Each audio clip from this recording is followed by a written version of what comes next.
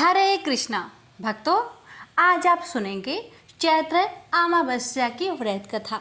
अमावस्या की व्रत करने और कथा सुनने से भक्तों पर भगवान की कृपा प्राप्त होती है। इसलिए अमावस्या व्रत करने वाले भक्तों को अमावस्या के दिन इन कथाओं को अवश्य सुनना चाहिए।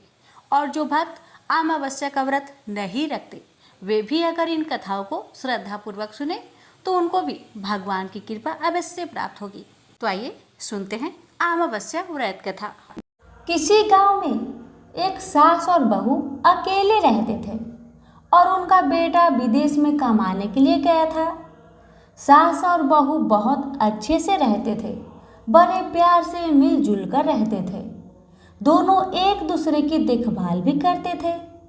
एक दिन बहू ने खाना नहीं खाया तो सासू माँ ने पूछा, बहू तुमने खाना क्यों नहीं खाया?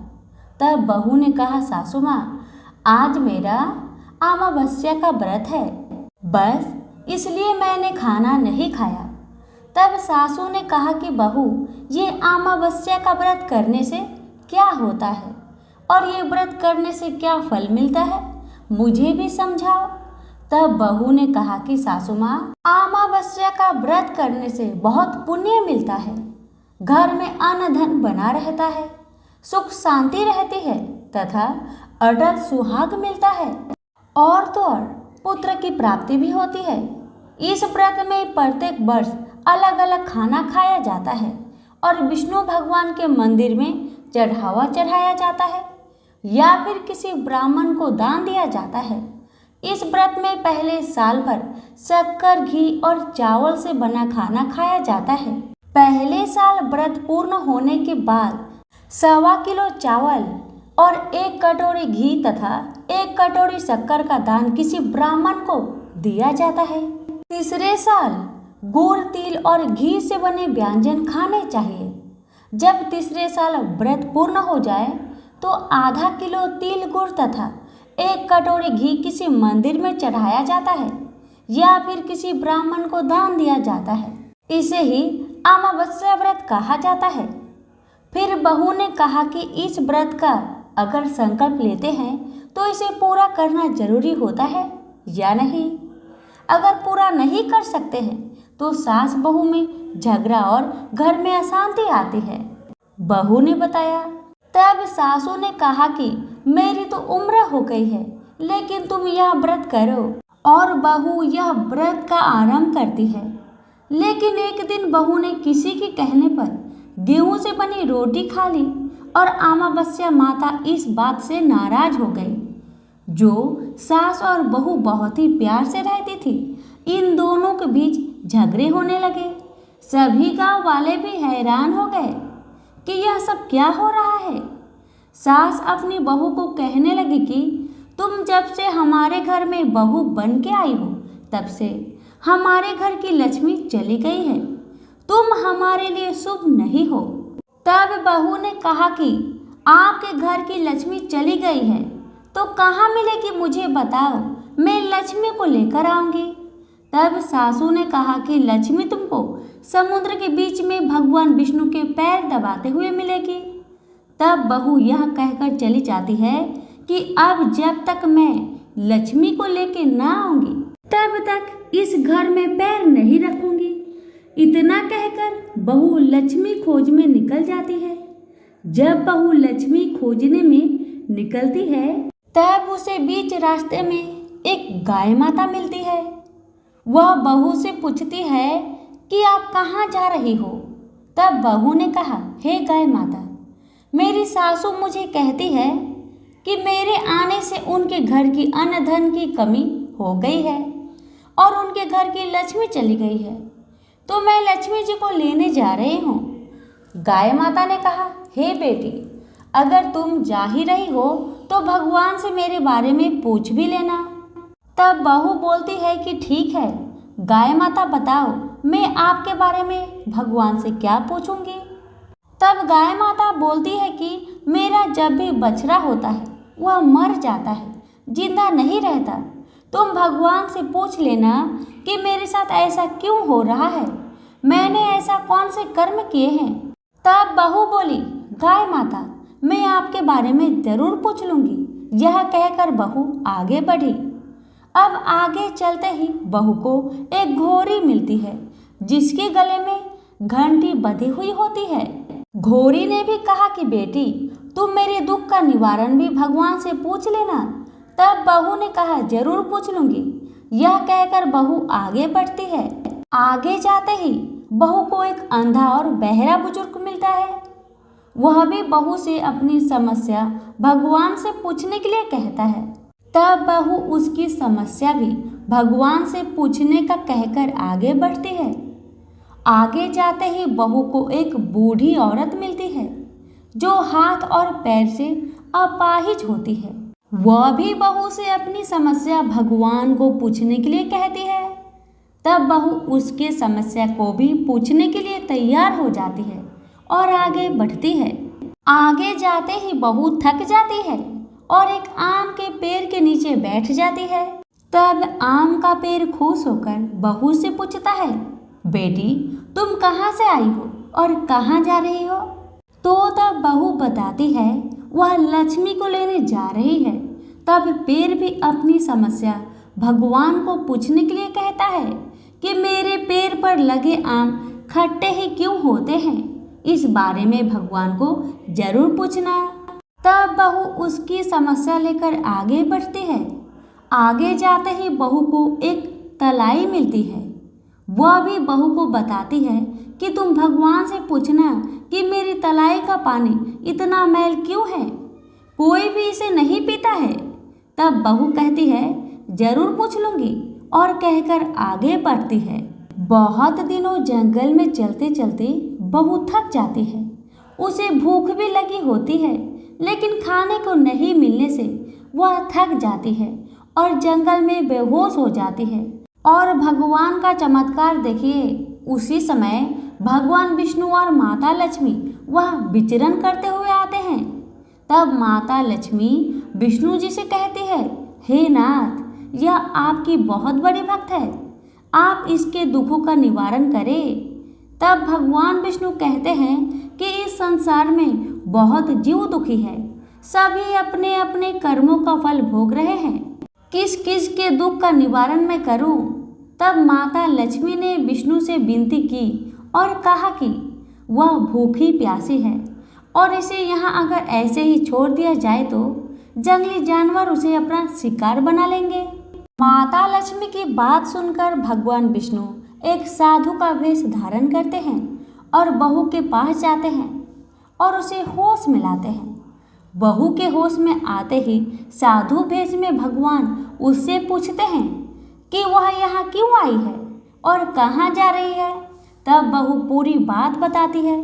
उसकी बात सुनकर भगवान विष्णु और माता लक्ष्मी प्रकट होते हैं। उनके साथ अमावस्या माता भी प्रकट होती है। बहू उनके चरणों में गिरकर वंदना करती है। अमावस्या माता बहू को कहती है कि बेटी, तूने मेरे व्रत को खंडित किया है, इसी की सजा मिली है, लेकिन तुम्हें अब मैं माफ करती हूँ और तुम घर जाओ। तुम्हारा घर अन्न धन से संपन्न होगा, तुम्हारा घर सुंदर महल में बदल जाएगा और तुम्हारी सभी मनोकामना पूर्ण होगी।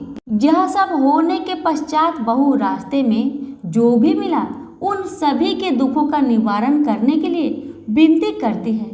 तब भगवान विष्णु बोलते हैं कि गाय ने कभी अपना दूध किसी को नहीं पिलाया, उस वजह से उसके बछड़े जिंदे नहीं रहते हैं। तुम उसका दूध पी लेना, जिससे उसके बछड़े जिंदा रहने लगेंगे। और घोड़ी पिछले जन्म में आटा पीसने वाली महिला थी।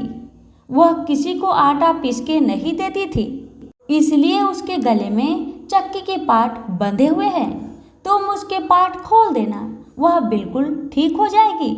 बुजुर्ग कभी भगवान के मंदिर नहीं गया और ना ही उसने कभी भगवान के भजन सुने। तुम उसको मंदिर ले जाना और दर्शन करवा देना, वह भी ठीक हो जाएगा। बुजुर्ग महिला जो थी उसने कभी भी अपने जवानी में दान पुण्य नहीं किया, इसलिए उसे यह सजा मिली है। तुम उसे दान करवा देना तो उसकी विकलांगना दूर हो जाएगी। उस आम के पेड़ ने कभी किसी बच्चे को अपने आम खाने को नहीं दिए, इसलिए उसके सभी फल खट्टे होते हैं। तुम उस पेड़ का आम खा लेना, फिर उस पेड़ पर मीठे आम आ जाएंगे। तलाई का पानी पिछले जन्म में देवरानी जेठानी थी। वह हमेशा झगड़ती रहती थी, इसलिए उसका पानी मैला है। तुम उसका पानी पी लेना, वह तलाई शुद्ध हो जाएगी। बहू ने भगवान विष्णु, माता लक्ष्मी और अमावस्या माता को नमन करके घर जाने के लिए निकलती है और रास्ते में उसे जो भी मिला उनके सभी समस्या भगवान के कहे अनुसार दूर करती गई। सभी उसे आशीर्वाद देते हैं। घर जाते ही उसका घर एक सुंदर महल में परिवर्तन हो जाता है तथा घर में अन्न धन भरा मिलता है। अब बहू सासू से कहती है कि सासू माँ, आपने सच कहा था, मैं आपके लिए शुभ नहीं हूँ। मेरे जाने से ही आपके घर में लक्ष्मी आई है। अब आप यहाँ रहे, मैं मरने जा रही हूँ। तब सासू ने कहा कि हे बेटी, यह सब तुम्हारे अमावस्या व्रत का फल हमें मिला है। तुम यहाँ पर ही रहोगी, कहीं नहीं जाओगी। और सास बहू खुशी खुशी रहने लगे। एक दिन उसका बेटा भी विदेश से लौट आया और घर में यह सब देखा। तब उसकी माँ ने सब बात उसे बताई। इस तरह वह लोग खुशी खुशी अपना जीवन व्यतीत करने लगे। तो सभी प्रेम से बोलिए, लक्ष्मी नारायण की जय, अमावस्या माता की जय। एक गांव में एक साहूकार रहता था। साहूकार के एक बेटी थी। वह हर रोज पीपल सींचने जाती थी। पीपल के वृक्ष में से लक्ष्मी जी प्रकट होती थी और चली जाती। एक दिन लक्ष्मी जी ने साहूकार की बेटी से कहा, तू मेरी सहेली बन जा। तब लड़की ने कहा कि मैं अपने पिता से पूछकर कल आऊंगी। साहूकार की बेटी ने घर जाकर अपने पिता को सारी बात कह दी। तब उसके पिताजी बोले, वह तो लक्ष्मी जी है, अपने को और क्या चाहिए, तू लक्ष्मी जी की सहेली बन जा। दूसरे दिन वह लड़की फिर गई। तब लक्ष्मी जी पीपल के पेड़ से निकलकर आई और कहा, सहेली बन जा। तो लड़की ने कहा, बन जाऊंगी, और दोनों सहेली बन गई। लक्ष्मी जी ने उसको खाने का न्योता दिया। घर आकर लड़की ने माँ बाप को कहा कि मेरी सहेली ने मुझे खाने का न्योता दिया है। तब बाप ने कहा कि सहेली के जिमने जाइयो, पर घर को संभाल कर जाना। तब वह लक्ष्मी जी के यहाँ जिमने गई तो लक्ष्मी जी ने उसे साल दुसाला ओढ़ने के लिए दिया, रुपए दिए, सोने की चौकी, सोने की थाली में 36 प्रकार का भोजन करा दिया।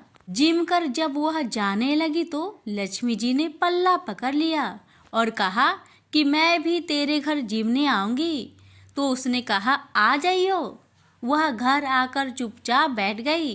तब बाप ने पूछा कि बेटी, सहेली की यहाँ जिम करा गई और तू उदास क्यों बैठी है? तो उसने कहा, पिताजी, मेरे को लक्ष्मी जी ने इतना दिया, अनेक प्रकार के भोजन कराए, परंतु मैं कैसे जिमाऊंगी? अपने घर में तो कुछ भी नहीं है। तब उसके पिता ने कहा कि गोबर मिट्टी से चौका लगाकर घर की सफाई कर ले। 4 मुख वाला दिया जलाकर लक्ष्मी जी का नाम लेकर रसोई में बैठ जाना। लड़की सफाई करके लड्डू लेकर बैठ गई। उसी समय एक रानी नहा रही थी। उसका नौलखा हार चील उठाकर ले गई और उसके घर वह नौलखा हार डाल गई और उसका लड्डू ले गई। बाद में वह हार को तोड़कर बाजार में गई और सामान लाने लगी तो सुनार ने पूछा कि क्या चाहिए? तब उसने कहा कि सोने की चौकी, सोने का थाल, साल दुसाला दे, मोहर दे और सामग्री दे। 36 प्रकार का भोजन हो जाए इतना सामान दे। सारी चीजें लेकर बहुत तैयारी करी और रसोई बनाई। तब गणेश जी से कहा कि लक्ष्मी जी को बुलाओ। आगे आगे गणेश जी और पीछे पीछे लक्ष्मी जी आई। उसने फिर चौकी डाल दी और कहा, सहेली चौकी पर बैठ जा। जब लक्ष्मी जी ने कहा, सहेली चौकी पर तो राजा रानी की भी नहीं बैठी, किसी के भी नहीं बैठी, तो उसने कहा कि मेरे यहाँ तो बैठना पड़ेगा। फिर लक्ष्मी जी चौकी पर बैठ गई। तब उसने बहुत खातिर की, जैसे लक्ष्मी ने करी थी वैसे ही उसने करी। लक्ष्मी जी उस पर खुश हो गई। घर में खूब रुपया एवं लक्ष्मी हो गए। साहूकार की बेटी ने कहा, मैं अभी आ रही हूँ, तुम यहीं बैठी रहना। और वह चली गई। लक्ष्मी जी गई नहीं और चौकी पर बैठी रही। उसको बहुत दौलत दी। हे लक्ष्मी जी, जैसा तुमने साहूकार की बेटी को दिया वैसा सबको देना। कहानी सुनते हुकारा भरते अपने सारे परिवार को दियो। पीहर में देना, ससुराल में देना, बेटे पोते को देना। हे लक्ष्मी माता, सबका कष्ट दूर करना, दरिद्रता दूर करना, सबकी मनोकामना पूर्ण करना। प्रेम से बोलिए लक्ष्मी माता की जय। बहुत समय पहले की बात है। एक गांव में एक ननद भाभी रहा करती थी। ननद अभी कंवारी थी। उस परिवार में ननद, भाभी और भाई, इन तीनों के अलावा और कोई भी नहीं रहता था। भाभी तो कभी कोई पूजा पाठ करती ही नहीं थी और ननद हर रोज तुलसी माता की पूजा किया करती थी, उनकी बड़ी सेवा करती थी। बिना तुलसी पूजन के ननद कभी भोजन नहीं करती थी। ननद का पूजा पाठ देख के भाभी को बहुत क्रोध आता था। कभी कभी भाभी तो अपनी ननद से ऐसे भी कह देती थी कि जब तुम्हारा विवाह होगा ना तो मैं तुम्हें और बराती को तुलसी ही खाने दूंगी और दहेज में यही दूंगी। इसी तरह समय निकलने लगा, दिन बीतने लगी। अब तो ननद भी बड़ी हो गई थी। भाई ने अपने बहन के लिए एक अच्छा घर और बर ढूंढा। अब तो बहन की शादी पक्की हो गई। बहन की शादी वाले दिन भाभी ने क्या किया, बारातियों के सामने तुलसी का गमला फोड़ कर रख दिया। लेकिन ननद की सच्ची भक्ति और श्रद्धा से तुलसी माता बहुत प्रसन्न थी। इसी कारण से तुलसी माता की कृपा से तुलसी का गमला स्वादिष्ट व्यंजन में बदल गया। ये चमत्कार देखकर भाभी बहुत आश्चर्यचकित हो गई। लेकिन फिर भी उसका आदत नहीं गया। उसने फिर क्या किया, अपने ननद को गहने के बदले में तुलसी की मंजरी पहना दी। लेकिन तुलसी माता की कृपा से वह मंजरी भी सोने के आभूषण में बदल गए। ये देखकर भी भाभी बहुत हैरान हुई, मगर फिर भी अपनी करतूत करनी न बंद किया। उसने फिर वस्त्रों के स्थान पर तुलसी का जनेऊ रख दिया। लेकिन तुलसी माता की कृपा से वह तुलसी का जनेऊ रेशमी और सुंदर वस्त्र में बदल गया। ननद की भाभी बहुत पापिन थी, इसलिए तुलसी माता की महिमा को न जान सकी। भाई ने अपने बहन को बड़े प्यार और आदर के साथ विदा किया। बहन ससुराल में गई। ससुराल वाले उसके दहेज आदि के बारे में बहुत बड़ाई करने लगे। जब ये बात भाभी को मालूम हुई तो उसे बड़ा आश्चर्य हुआ और तुलसी जी की पूजा का महत्व उसको समझ में आ गया। भाभी की एक लड़की थी। अब भाभी सोचने लगी, क्यों ना मैं भी अपनी बेटी को तुलसी माता की पूजा करने को कहूँ। अब तो भाभी अपनी लड़की से कहने लगी कि तू भी तुलसी माता की सेवा कर, तुझे भी बुआ की तरह फल मिलेगा। पर लड़की अपनी माँ के जैसी ही थी, उसे तुलसी की सेवा में मन नहीं लगता था। भाभी की लड़की हर रोज सुबह स्नान करके ऊपर के मन से अपनी माँ की बात रखने के लिए तुलसी माता की पूजा कर लिया करती थी, मगर मन उसका पूजा में कभी नहीं लगा। इसी तरह समय बीतते गया। इस बार भाभी ने खुद अच्छा घर और वर देखकर अपनी बेटी का विवाह तय किया। और जब विवाह का समय आया तो भाभी ने सोचा, जैसा व्यवहार मैंने अपनी ननद के साथ किया वैसा ही व्यवहार मैं अपनी बेटी के साथ करूंगी, क्योंकि मैंने जो ननद के साथ व्यवहार किया उसी व्यवहार के कारण ननद को इतनी इज्जत मिली थी। क्यों ना मैं भी अपनी लड़की के साथ वैसा ही व्यवहार करूं। अब जैसे ही बाराती वाले आए, भाभी ने तुलसी जी का गमला को फोड़कर बाराती के सामने रख दिया, परंतु इस बार मिट्टी मिट्टी ही रही। मंजरी व पत्ते भी अपने पूर्व रूप में ही रहे तथा जनेऊ भी जनेऊ ही रहा।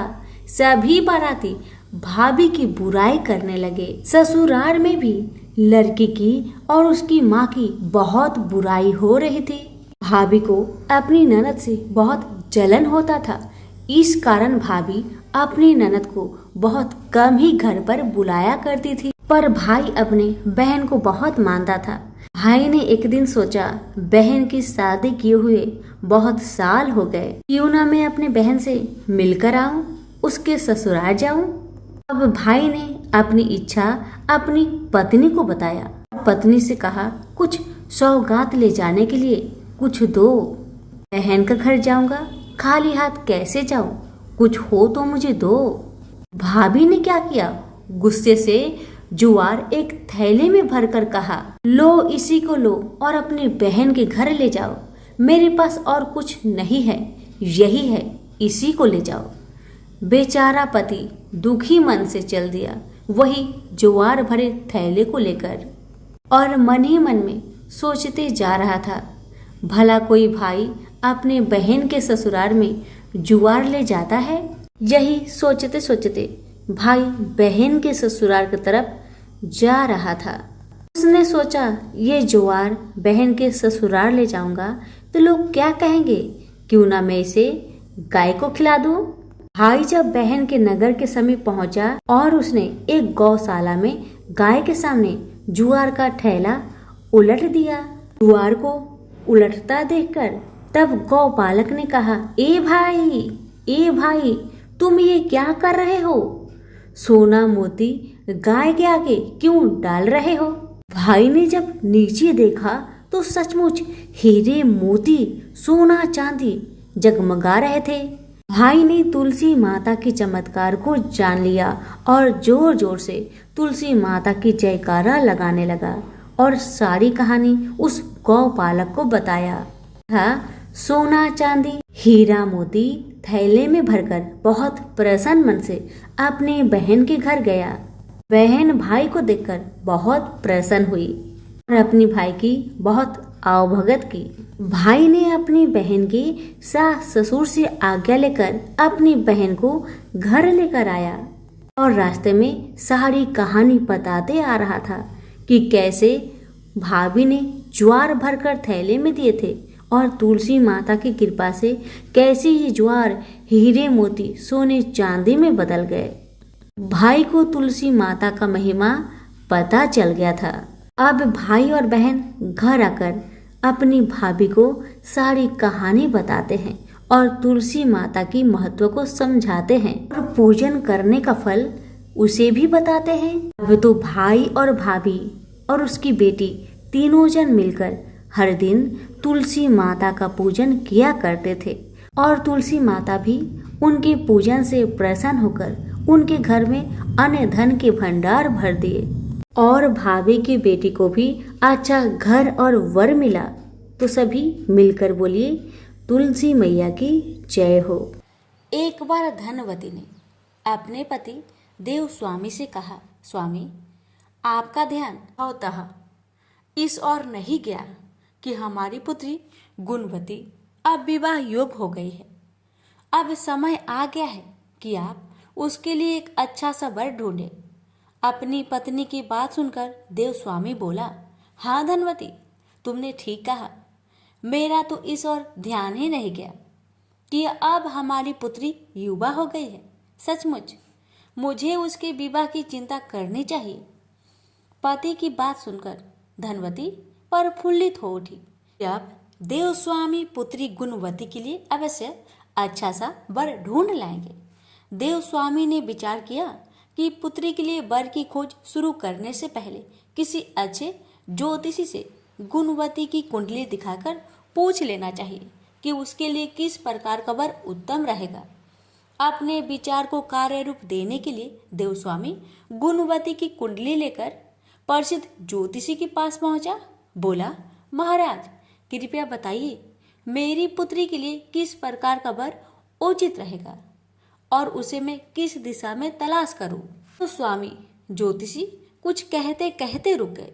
हाँ महाराज कहिए, देव स्वामी ने सुख होकर पूछा। ज्योतिषी ने कहा, देव स्वामी अच्छा होगा कि तुम अपनी पुत्री का विवाह त्याग दो। लेकिन क्यों महाराज? ज्योतिषी की बात सुनकर देव स्वामी हतप्रभ रह गया।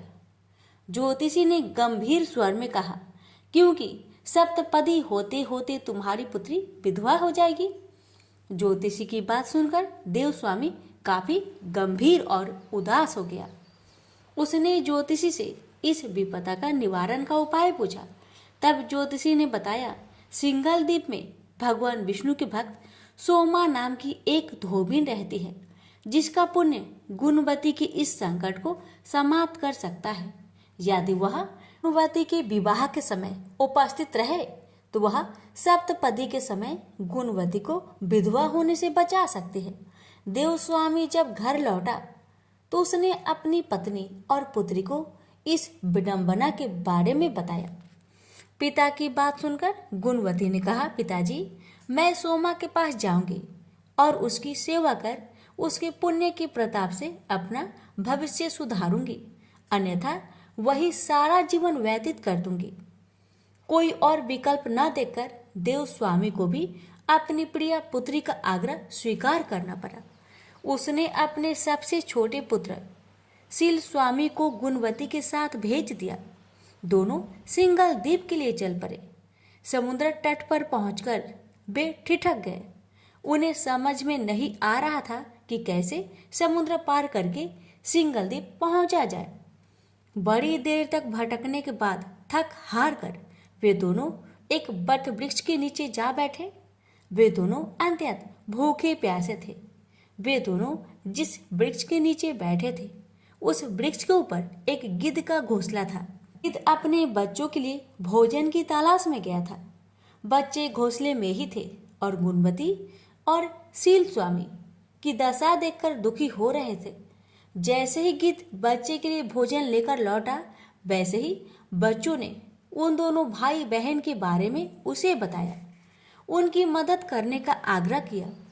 अपने बच्चों का आग्रह सुन गिद्ध पसीज उठा और उसने गुणवती तथा सील स्वामी को अपने पंखों पर बैठाकर सिंघल द्वीप में सोमा के घर के निकट पहुंचा दिया। सिंघल द्वीप में सोमा के घर के निकट पहुंचकर गुणवती विचार करने लगी। ज्योतिषी ने बताया था कि यदि सोमा मेरे विवाह के अवसर पर उपस्थित रहे तो मैं सप्तपदी के समय विधवा होने से बच सकती हूँ। सोमा को प्रसन्न करके ही साथ चलने का आग्रह किया जा सकता है। यह विचार कर दोनों भाई बहन ने पास में ही एक झोपड़ी बनाई, उसमें रहने लगे। सोमा नित्य प्रतः भगवान विष्णु की आराधना किया करती थी। उसके जागने से पूर्व ही उसकी बहुएं उसकी पूजा स्थल को लीप पोत कर संवार दिया करती थी। अब गुणवती ने सोमा की बहुओं से पहले ही जागकर सोमा के पूजा स्थल को लीप पोत कर संवारना शुरू कर दिया। सोमा का ध्यान शीघ्र ही इस ओर गया कि मेरी पूजा स्थल जिस ढंग से संवारा जाता है उस ढंग से मेरी बहुएं कभी नहीं संवारती। सोमा धोबन ने बहुत सोच विचार कर अपनी बहुओं से पूछा। उन्होंने झूठ बोल दिया कि हम लोग ही यही काम करते हैं। तब सोमा ने स्वयं पता लगाने का निश्चय किया। वह रात भर जागते रही। रात्रि की अंतिम पहर में उसने एक युवती को पूजा स्थल को लीपते हुए देखा। सोमा तत्काल उसके पास पहुंची और बोली, पुत्री तुम कौन हो और प्रतिदिन मेरे स्थल की साफ सफाई क्यों करती हो? तब सोमा ने अपना परिचय देते हुए अपने संकट के बारे में बताया और उससे अपने साथ चलने का आग्रह किया। गुणवती की सेवा भावना देखकर सोमा का मन द्रवित हो उठा। वह गुणवती के साथ चलने के लिए तैयार हो गई। शुभ मुहूर्त पर गुणवती का विवाह समारोह प्रारंभ हुआ। सप्तपदी पूर्ण होते होते वर अचेत होकर गिर पड़ा। तत्काल उसकी मृत्यु हो गई। तब सोमा भगवान विष्णु से प्रार्थना करने लगी कि हे भगवान, मेरे पुण्य का फल वर को देकर उसे जीवित कर दो। भगवान विष्णु ने सोमा की प्रार्थना स्वीकार करते हुए वर को जीवित कर दिया। गुणवती अपने पति को जीवित पाकर भाव विभोर हो गई। सोमा अपना काम पूरा करके सिंघल द्वीप लौट गई। घर पहुंचकर उसे एक हृदय विदारक दृश्य देखने को मिला। पुण्यवती सोमा की अनुपस्थिति में उसके पति, पुत्रों एवं दामाद की मृत्यु हो गई थी। परिजन उसके शव के निकट विलाप करते हुए सोमा की आने की प्रतीक्षा कर रहे थे। सोमा ने उसी समय भगवान विष्णु का ध्यान करते हुए पीपल के वृक्ष की 108 बार परिक्रमाएं की। इससे भगवान विष्णु ने प्रसन्न होकर सोमा की पति, पुत्र एवं दामाद को जीवित कर दिया। यह देखकर सोमा की बड़ी बहू ने कहा, हम लोग भी आज से भगवान विष्णु की आराधना किया करेंगे। माँ कोई उत्तर दे पाती, इससे पूर्व ही भगवान विष्णु प्रकट हो गए और उन्होंने सोमा की बहू को समझाते हुए कहा, यह मात्र मेरी कृपा का परिणाम नहीं है, ये तो सोमा के उस पुण्य का शुभ परिणाम है जो इसने निष्ठा, लगन और परोपकार के द्वारा अर्जित किया है। मैं भी उसी की सहायता करता हूँ जो आडंबर को त्याग कर मौन साधना और परोपकार में मन लगाता है। भगवान विष्णु की बात सुनकर सोमा की बहू की आंखें खुल गई और उन्होंने भी ईश्वर की मौन साधना और परोपकार का प्रण किया। प्रेम से बोलिए विष्णु भगवान की जय। इस कथा में सुनिए, शनि की धीमी गति के कारण रावण को माना जाता है।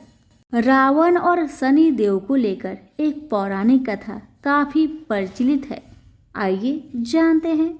हिंदू धर्म में शनि देव को न्याय का देवता कहा गया है। शनिवार के दिन शनि देव की विशेष पूजा की जाती है।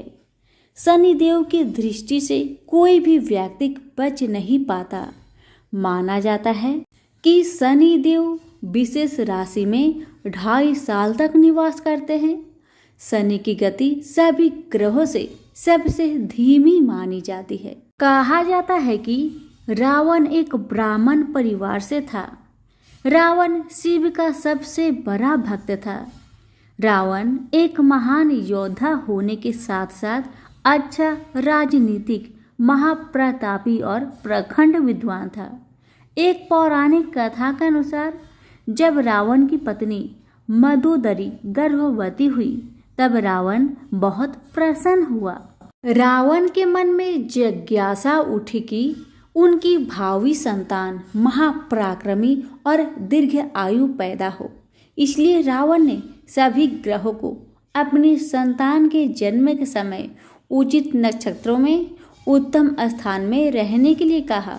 जैसे कि रावण बहुत पराक्रमी था तो सभी ग्रह रावण के भय के कारण उसकी बात मानने को मजबूर थे, लेकिन शनिदेव ने रावण की बात नहीं मानी, जिसके बाद रावण ने क्रोध में आकर शनिदेव को बंदी बना लिया और बलपूर्वक अपनी बात मनवाने पर जोर दिया। लेकिन शनिदेव अपनी बात पर अड़े रहे, परंतु रावण ने अपनी शक्तियों का प्रयोग करके शनिदेव को अपने प्रभाव में ले लिया। तब बाकी ग्रह की तरह शनिदेव सही स्थिति में बैठ गए। लेकिन जब रावण के पुत्र मेघनाथ का जन्म का समय आया तब शनिदेव ने अपनी दृष्टि वक्र कर ली, जिसके कारण मेघनाथ की आयु कम हो गई। जब रावण को यह पता चला तो रावण ने क्रोधित होकर शनिदेव का पैर काट दिया। कहा जाता है इस वजह से शनिदेव की चाल अन्य ग्रहों के मुकाबले धीमी रहती है। प्रेम से बोलिए शनि महाराज की जय हो। शनिदेव साक्षात रुद्र है। उनकी शरीर क्रांति इंद्र नीलमणि के समान है। शनि भगवान के शीश पर स्वर्ण मुकुट, गले में माला तथा शरीर पर नीले रंग के वस्त्र सुशोभित है। शनिदेव गिद्ध पर सवार रहते हैं। हाथों में क्रमशः धनुष, बाण, त्रिशूल और वर मुद्रा धारण करते हैं। वे भगवान सूर्य तथा छाया के पुत्र हैं। वे क्रूर ग्रह माने जाते हैं। इनकी दृष्टि में क्रूरता का मुख्य कारण उनकी पत्नी का श्राप है। ब्रह्म पुराण के अनुसार बाल्यकाल से ही शनिदेव भगवान श्री कृष्ण के अनन्य भक्त थे। वे भगवान श्री कृष्ण के अनुराग में निमग्न रहा करते थे। युवा अवस्था में उनके पिताश्री ने उनका विवाह चित्ररथ की कन्या से करवा दिया। उनकी पत्नी सती सावित्री एवं परम तेजस्विनी थी। एक रात्रि वह ऋतु स्नान कर पुत्र प्राप्ति की इच्छा के लिए शनिदेव के पास पहुंची, पर देवता तो भगवान श्री कृष्ण के ध्यान में लीन थे। उन्हें ब्रह्म संसार की सुधि ही नहीं थी। उनकी पत्नी प्रतीक्षा करके थक गई। उनका ऋतुकाल निष्फल हो गया। इसलिए उन्होंने क्रोध होकर शनिदेव को श्राप दिया कि आज से जिसे तुम देखोगे वह नष्ट हो जाएगा। ध्यान टूटने पर शनिदेव ने अपनी पत्नी को मनाया। उनकी धर्म पत्नी को अपनी भूल पर पश्चाताप हुआ, किंतु श्राप के प्रतिकार की शक्ति उनमें नहीं थी। तभी से शनिदेव अपना सिर नीचे करके रहने लगे, क्योंकि वे नहीं चाहते थे कि किसी का अनिष्ट हो। प्रेम से बोलिए शनि भगवान की जय हो। लापसी तपसी की कथा। एक लापसी था, एक तपसी था। तपसी हमेशा भगवान की तपस्या में लीन रहता था। लापसी रोजाना सवा सेर की लापसी बनाकर भगवान का भोग लगाकर जीम लेता था। एक दिन दोनों लड़ने लगे। लापसी बोला, मैं रोज भगवान की तपस्या करता हूँ, इसलिए मैं बड़ा हूँ। लापसी बोला कि मैं रोज भगवान को सवा सेर लापसी का भोग लगाता हूँ, इसलिए मैं बड़ा हूँ। नारद जी वहां से गुजर रहे थे। दोनों को लड़ता देखकर उनसे पूछा कि क्यों तुम लड़ रहे हो। लापसी ने खुद को बड़ा होने का कारण बताया और तपसी ने अपना कारण बताया। नारद जी बोले, तुम्हारा फैसला मैं कर दूंगा। दूसरे दिन लापसी और तपसी नहाकर अपनी रोज की भक्ति करने आए तो नारद जी ने छुपकर 1.25 करोड़ की एक एक अंगूठी उन दोनों के आगे रख दी। तपसी की नजर जब अंगूठी पर पड़ी तो उसने चुपचाप अंगूठी उठाकर अपने नीचे दबा ली। लापसी की नजर अंगूठी पर पड़ी, लेकिन उसने ध्यान नहीं दिया। भगवान को भोग लगाकर लापसी खाने लगा। नारद जी सामने आए तो दोनों ने पूछा कि कौन बड़ा। तो नारद जी ने तपसी को खड़ा होने को कहा। वो खड़ा हुआ तो उसके नीचे दबी अंगूठी दिखाई पड़ी। नारद जी ने तपसी से कहा, तपस्या करने के बाद भी तुम्हारी चोरी करने की आदत नहीं गई, इसलिए लापसी बड़ा है और तुम्हें तुम्हारी तपस्या का कोई भी फल नहीं मिलेगा। तपसी शर्मिंदा होकर माफी मांगने लगा। उसने नारद जी से पूछा, मुझे मेरी तपस्या का फल कैसे मिलेगा। नारद जी ने कहा, यदि कोई गाय और कुत्ते की रोटी नहीं बनाएगा तो फल तुझे मिलेगा। यदि कोई ब्राह्मण को भोजन करवाकर दक्षिणा नहीं देगा तो फल तुझे मिलेगा। यदि कोई साड़ी के साथ ब्लाउज नहीं देगा तो फल तुझे मिलेगा। यदि कोई दिए से दिया जलाएगा तो फल तुझे मिलेगा। यदि कोई सारी कहानी सुने लेकिन तुम्हारी कहानी नहीं सुने तो फल तुझे मिलेगा। उसी दिन से हर व्रत कथा कहानी के साथ लापसी तपसी की कहानी भी सुनी और कही जाती है। प्रेम से बोलिए लक्ष्मी नारायण की जय।